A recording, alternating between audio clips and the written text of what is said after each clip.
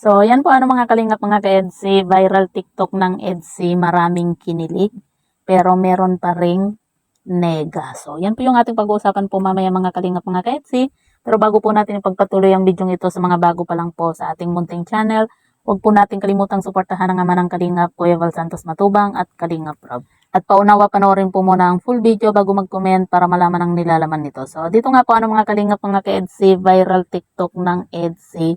Marami nga po ang kinilig. At syempre, hindi po mawawala yung kilig po natin doon. Grabe po mga kalingap. Talagang ang sarap lang pong panoorin po itong viral TikTok nga po ng EDSI po ngayon. At minsan nga po napapaisip na napapasabi na lang po tayo na sana all na lang Kasi nga po, yun bang kahit simpleng step lang kung panonoorin mo po mga kalingap. Kahit simpleng step kapag yung tayo na yung sasayaw ay pambihira. Hindi natin makuha po yung step kahit na sabihin po nating napakasimple lang. Pero itong mga kabataan po ngayon gaya na lang po nitong si Beyonce ay talaga namang grabe ang gagaling po nilang sumayaw. 'Di ba?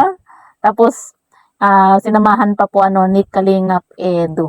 Kaya naman grabe po mga kalingap. Marami po yung kinilig nga po dito nga po sa viral TikTok po ng EDSI po ngayon. Pero yun nga po mga kalingap, gaya nga po ng sa thumbnail po natin na meron pa rin pong mga nega po at hindi na po talaga yan mawawala. Yung mga nega po na mga tao. At sabi nga po nila, lahat daw po ng TikTok po ni Kalingap Edu at saka yung sayaw po ay napakalamiya nga daw po ni Kalingap Edu. Sa atin naman po mga kalingap, may mga tao po talaga na yung kahit na ganyan, tawag dito na ganyan po gumalaw, 'di ba? Meron nga po diyan, 'di ba? Brusko pero pero yun pala kabaligtaran po ng kanilang pagkatao nga po.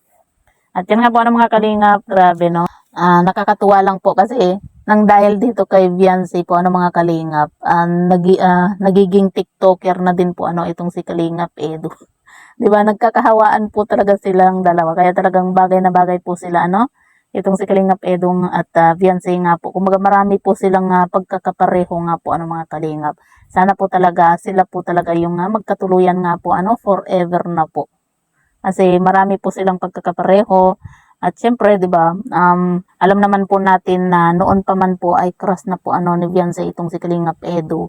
At sana makapaghintay po itong si Kalingap Edu nga po dito kay Beyonce na makapagtapos po ng pag-aaral. Gaya nga po ng narinig po natin sa last vlog nga po ng EDSI na maging yung magulang po ni Beyonce na basta't makatapos lang po itong si Beyonce, nasa sa kanila na po kung na kay Beyonce na po mga kalingap kung mag-aasawa na po siya. Basta't makatapos lang po ng pag-aaral. Sabi nga po ni Kalingap Edu dito kay Beyonce, 'di ba, na huwag ka na kayang mag-aral.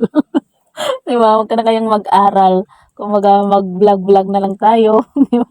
Maghanap ng matutulungan, 'di ba? Pero syempre, iba pa rin po talaga mga kalingap kapag nakapagtapos po ng pag-aaral kasi kahit papaano meron kang maipagmamalaki, 'di ba? At yan po yung maipapamana lang po ng magulang po ni Beyonce, yung makapagtapos po ng pag-aaral po itong si Beyonce kahit sa kahit sinong mga magulang naman po, 'di ba?